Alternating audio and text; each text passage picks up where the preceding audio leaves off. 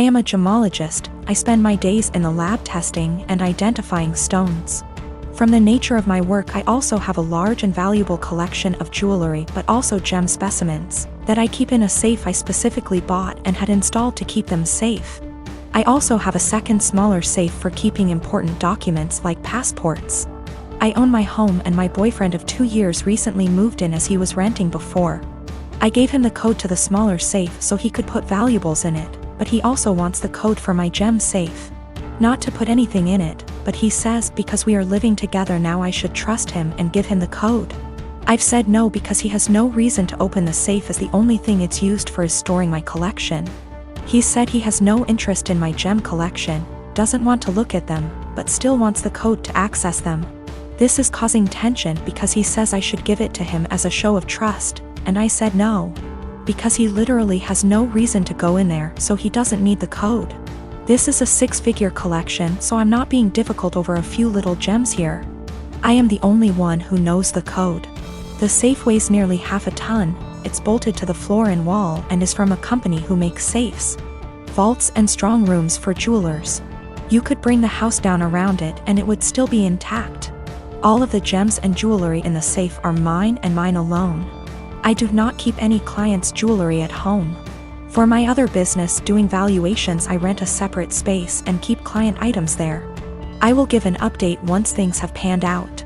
I've moved all of my personal docs out of the little safe and into my gem safe. I told him he isn't getting the code and I will die on this hill. He has no reason to have it and his continued lack of respect by the pushing of my boundaries wasn't okay. I felt like he was trying to manipulate me by making it about trust. After a lot of back and forth, he finally admitted that he wanted access to the safe, because he didn't feel like I was sharing the whole house with him. Because I insisted on a tenancy agreement rather than just letting him move in. And he didn't like that part of where he lived was off limits to him. He was also insecure and resented that I have more money than him and own a home whilst he doesn't. He had made a few comments about this before, but I didn't realize it was such a big issue for him. He also said that by keeping him out of the safe made him feel like I thought he was lesser than me, and that it made him feel like I was treating him like a child. I told him if that's how he feels then this is not the right relationship for either of us and that it was best we break up. He was shocked that I was ending things over this, cried and asked me to reconsider. When I said no, he then got angry. Called me a stuck-up B*TCH, said he was better off without me anyway and went to his friends. I told him via text he had 30 days before he had to leave, as per the tenancy agreement. So he didn't need to stay at a friend's, he said he would be gone by the end of the week. 2 days later he came back and packed up all of his stuff and left. He's staying with his friend now. I have changed all the locks. I have an alarm and CCTV system that's professionally monitored, and I have changed the verbal password I have to give when you call up as a precaution. I've checked all of my collection and it hasn't been touched. I also am giving my solicitor the code and safe deposit details to be passed to my executor in the event of my death. I feel horrible because despite all of this I love him. I should have a partner who not only respects my boundaries but takes an interest. I'm pretty cut up right now and missing him, but I know I'll be okay. I have great friends and family around me. Also, diamonds are a girl's best friend and I have a few knocking around to help cheer me up. My fiancé and I moved in together shortly before we got engaged. Before we did, we discussed how we'd split the housework and bills. 50/50 down the middle with some wiggle room for when the other needs help. When we moved, it was into her parents' 2-story garage that they converted into basically an apartment. They offered a low rent, $700 total, and pitch in for the electric and internet so we could save money for our own place and wedding.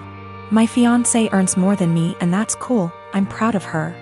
Before we moved in together it always seemed like she was living paycheck to paycheck, and I chalked it up to the apartment she had prior having insane high rent. She stuck to the 50/50 arrangement at first concerning bills, but she missed often and I had to remind her about it. Post-engagement, she's back to living paycheck to paycheck, either missing or very late with her part of the rent monthly. The 2 utilities we pay, groceries, late with her car payment. Her parents have talked to me multiple times about rent and I've covered her missing portion to get us caught up. And then try talking to her. It always turns into her saying we should just move if her parents are going to hound us.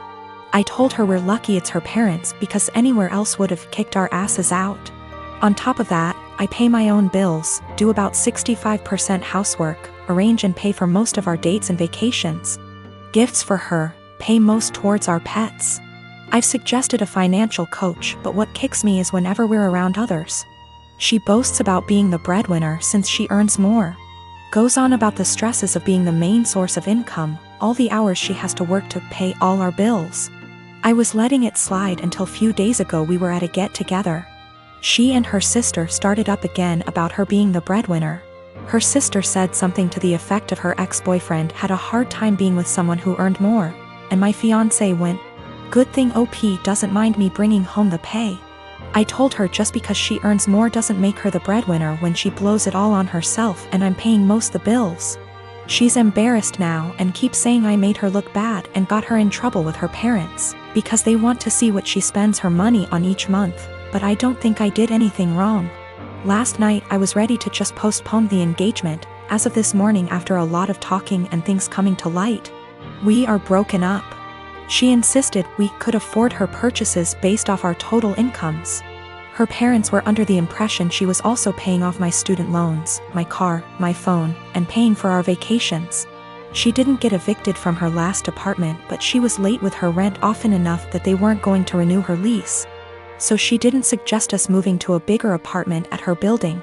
Biggest nope, I'm out. The monthly take-home amount she told me was what she earned before wage garnishment kicked in addition to mass debt. She's been doing some online stuff to make up for the money she loses due to that. I got the ring back. My partner has been through a lot. We had been dating for 2 years and planning a life together when she was diagnosed with cancer.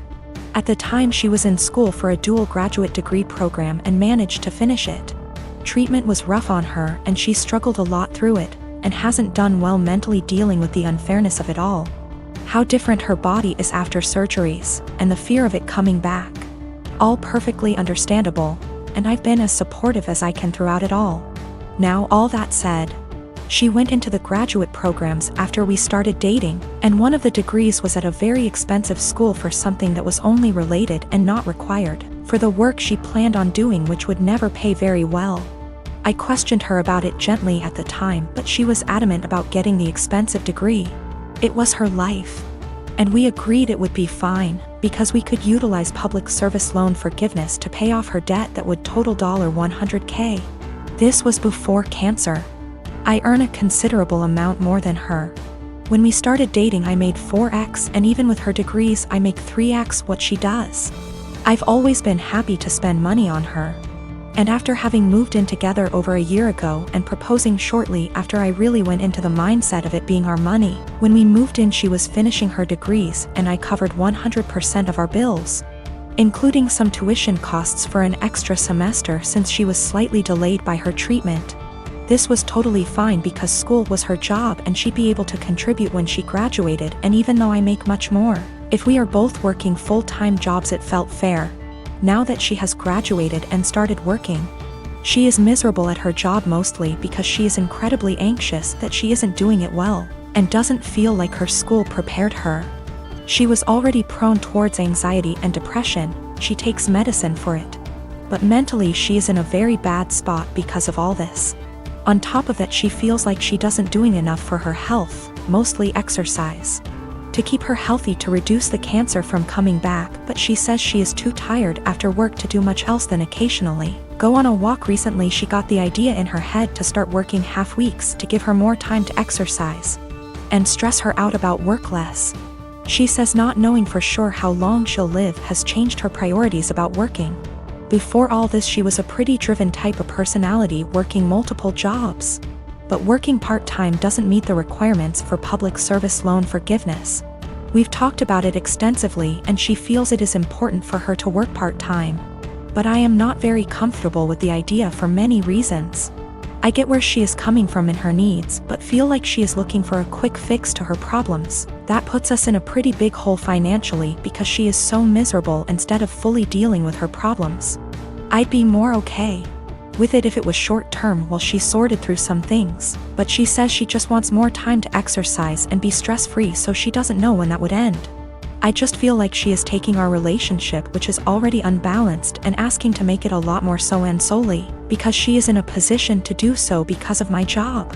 We can financially afford it, but I haven't been able to come to terms about the disproportionality it would create in our relationship. P.S. My longtime partner wants to start working half-time to relieve her work stress and give her more time to take care of her health, but it makes me uncomfortable because she has $100,000 of debt and it would make our relationship very unbalanced. When I was 19 and a sophomore in college, I had a boyfriend I thought I really loved. Looking back, maybe it was just teenage puppy love infatuation. Not sure, but I guess it's not important. I know I'm very biased and what I want is what's best for my daughter, but I think my feelings are getting in the way of that. I had been with Tom for about 8 months at that point. He was on the baseball team and very popular. But one day I discovered I was pregnant and told Tom. He freaked out and got super pissed. He demanded I get an abortion, said he would not stay with me otherwise. He did offer to pay the full expenses of it though. So I went to the clinic and I couldn't do it. I'm very pro-choice and told myself the logical thing to do would be to have an abortion. But when it came down to it, I just couldn't do it. I admit part of it was that I was afraid, but I also felt an attachment for my baby. The thought of getting rid of him / her made me feel like throwing up. So I told Tom that I did love him and I wasn't trying to trap him, but I simply couldn't have an abortion. Maybe we could look into adoption, but abortion was out. Tom said he had never loved me, and while I was fun, I was now causing him too much trouble for him to bother with me anymore. And I was right, I wasn't going to trap him. He said I was free to choose to keep the baby, and he was free to choose to have nothing to do with me or it, and to not even think of trying to get child support from him. I won't go into details, but Tom made it clear he would make life as miserable as possible for me if I tried to contact him again, get child support, etc. Maybe it was wrong to do, but I figured all that trouble and drama just wasn't worth it and I would make my own way. I was, however, devastated and completely heartbroken. I admit it really me up. I never spoke with or saw Tom again. I did consider adoption, but in the end, long story short, I chose to keep my child.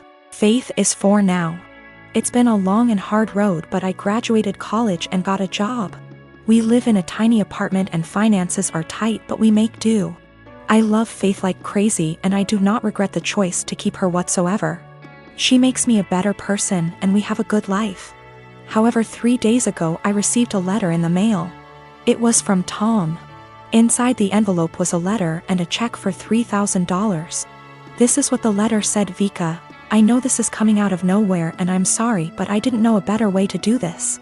I am so sorry for how I acted 5 years ago. I was selfish and a complete fool. I know that doesn't begin to cover it. These past 5 years have really had an effect on me. I got a job at Restraint. I started hanging out with different people. Good people instead of college jocks. I know I ran from my responsibility and I treated you with callous cruelty. I know I can't undo what I did, but I want to make it right. Here is a check for $3,000 for Faith. I know that doesn't begin to cover what her expenditures have been, but I wanted to show I am serious about what I'm about to say. I want to be a part of our daughter's life. I will go as slow as you like. I would very much like to set up regular child support payments as well as pay off whatever back child support I owe you for the past 5 years, including hospital appointments during your pregnancy. I know I don't deserve it, but I want to meet my daughter and be a part of her life in whatever way I can. I want to help her and I want to help you and start making up for the terrible way I acted. Here is my contact information. I am willing to do what you ask of me. Thank you for your time. Tom. I was blown away. I'm also beyond pissed off. I'm thinking of the pregnancy I had to deal with after getting dumped like that. Exams and papers I had to write. Giving birth to her on my own. The late night feedings, all the diaper changes, the constant crying. Trying to afford clothes to keep Faith warm during the winter as she grew while also making sure she didn't go hungry, the tantrums. The first steps, first words, the potty training. He wasn't there for any of that and now he just wants to come waltzing into her life like nothing happened, After doing whatever he felt like now that Faith is out of the unfunny baby years and she's a well-behaved child who can now carry on a conversation and knows how to use toilet and doesn't wake up every 2 hours. Faith has started asking questions like, where is her daddy? How come she doesn't have a daddy and I've been doing my best? I've been saying mommy doesn't know where daddy is, true until now. And she doesn't have a father because daddy wasn't ready to be one when she was born. Maybe that's the wrong answer, but I am doing my absolute best. I'm thinking of how Tom hurt me and bailed when life got hard. I can't stand the thought of him doing that to Faith. She's a sweetheart and quite sensitive. She doesn't understand unkindness. She makes friends with everyone and is very innocent. I've done my best to teach her to be a calm, kind, respectful person and everyone loves her. However, I do know she needs a good male role model in her life and I do feel guilty for not having one for her. I haven't had a boyfriend or dated since Tom because all my energy and focus has been on graduating college, getting a job, and being a good mother to my daughter. I never really thought about Tom much after Faith was born, but now that I am with this intrusion into our lives, I think I hate and despise him. I want him to just go away. I wanted to not even cash the check and to tell him to take his money and shove it, but my parents and close friends reminded me that that is Faith's money and she is entitled to it, and I agree. At minimum, I want to get some child support going because Faith deserves all the financial assistance and opportunities she can get. However, I know if I get regular child support, Tom will want to be in Faith's life, and frankly, I don't want that. I don't want him to hurt her and bail when life gets hard, because it is when you have a kid. I also feel like he doesn't deserve her. 4-year-olds are a lot more fun than infants. How convenient he suddenly shows up and wants to be a dad when the hardest part is out of the way. But I honestly do want what's best for Faith. I think she deserves to have a good daddy. I just don't think Tom is. I think Faith is better off having no dad than a bad or half-assed one. She deserves the money. But am I right to take the money and not give Tom any access to my daughter? I can't stand the thought of him hurting her. The thought of dropping her off at his house where I don't have access to her makes me want to scream and run away. Am I out of line for taking Tom's money but saying that's as close as he will ever get to her? I am not convinced in the slightest he has changed. I feel like this is guilt money and I want to throw that check in the trash. But it's Faith's money, not mine. Faith and I have a good life and I feel like Tom is going to ruin that. But is it right to keep Faith from her biological parent when he has sent the money? I hate feeling like I owe her him because of that. P.S. College boyfriend dumped me after I got pregnant and threatened to ruin my life if I tried to talk to or get child support from him. Almost 5 years later, I get a $3,000 check in the mail and a letter apologizing for what he did and saying he wants to be a dad. I want to tell him to stay the hell away from us, but I want what's best for my child. Tom is listed as the father on the birth certificate.